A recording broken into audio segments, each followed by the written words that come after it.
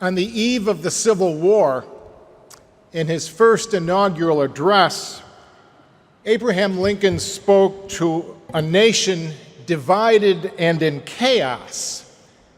And he said this. He said to the people, "We are not enemies, but friends. We must not be enemies. Though passion may have strained, it must not break our bonds of affection.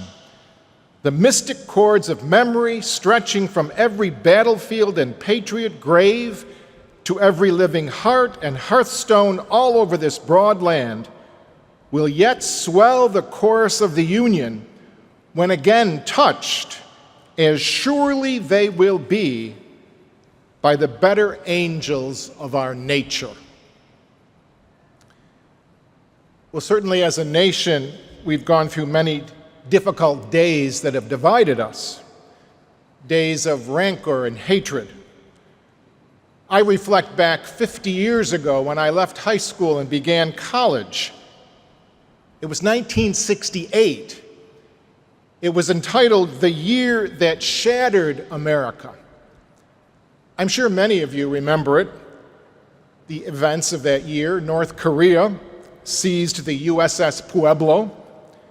The North Vietnamese launched the Tet Offensive.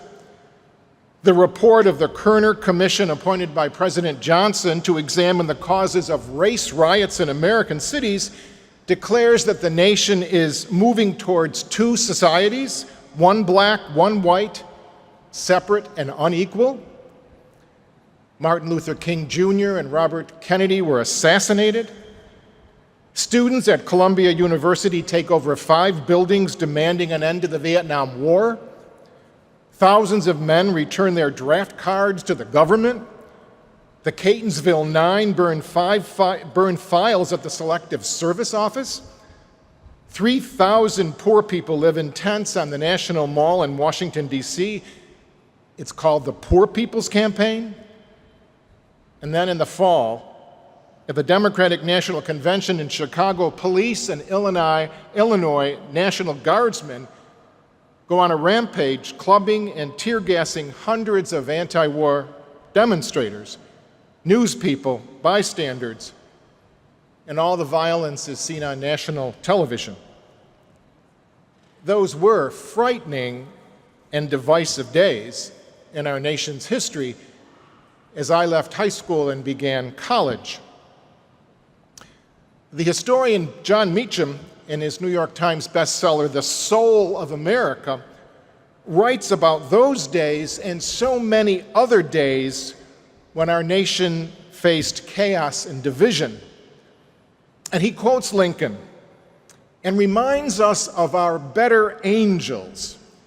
He tells us that our better angels have always won out because the soul of America is filled with goodness. He reminds us that as a people, we are filled with the best qualities that make us a strong and a caring and a compassionate nation. As I read that book and reflected on the scriptures this weekend, Meacham repeats the call that we just heard in Paul's letter. Paul wrote this so beautifully: "Live in a manner worthy of the call you have received, with all humility and gentleness, with patience, bearing with one another through love, striving to preserve the unity of the Spirit through the bond of peace." That challenge is so extremely relevant in our day. And that call goes out to all of us. We are called, each one of us, to dig deep into our own souls to reinvigorate the traits that Paul has just mentioned. In the midst of so much confusion around us, we are called not to be enemies. We are called to be touched by our better angels. I think all of you will agree with me that we face some very important challenges in our nation today.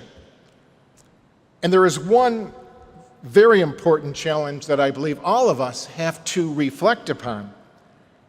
And that challenge that I throw out this evening is that the question, how do we teach our youngest citizens to live in a manner worthy of their call? How do we teach them about humility, gentleness, patience, bearing with one another through love, striving to preserve unity of the Spirit through the bond of peace? How do we do that? Well, one gentleman asked that same question. And this gentleman was a native of Syracuse who served in the army for 3 combat tours in Iraq and Afghanistan. His name is Mike Irwin, and he has begun what's called the Positivity Project. And he and his people are focusing on how public education can better mold citizens. He wrote, "I think a lot of people are scared right now. They see the levels of divisiveness. Just read the comments on Facebook threads on an article. They're angry and negative." He says a lot of parents are looking at that and seeing that we have got to create a better society for our children and how they interact with each other. Well, that Positivity Project is also happening right in our community at the Morgan Road Elementary School.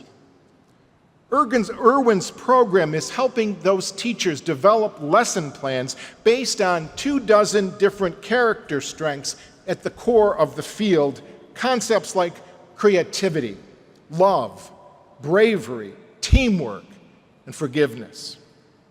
And they spend 10 to 15 minutes a day, 4 days a week on these character lessons.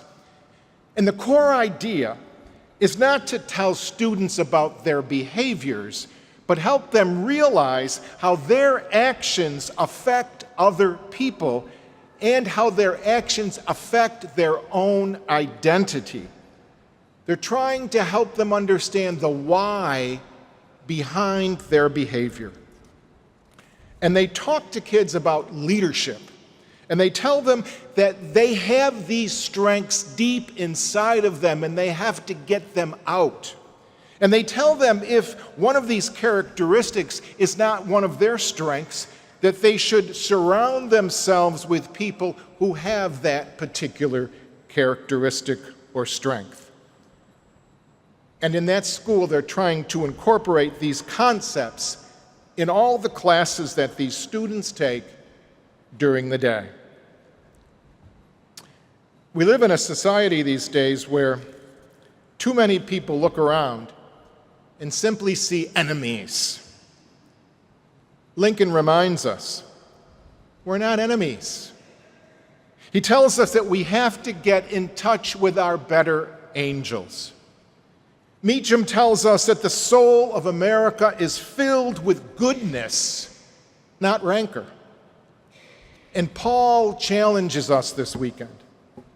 Live in a manner worthy of the call that you have received, with all humility and gentleness, with patience, bearing with one another through love, striving to preserve the unity of the Spirit through the bond of peace. It's up to each one of us. Each one of us has to respond to this call to get in touch with our better angels, not just for ourselves, but especially for those children who will come after us.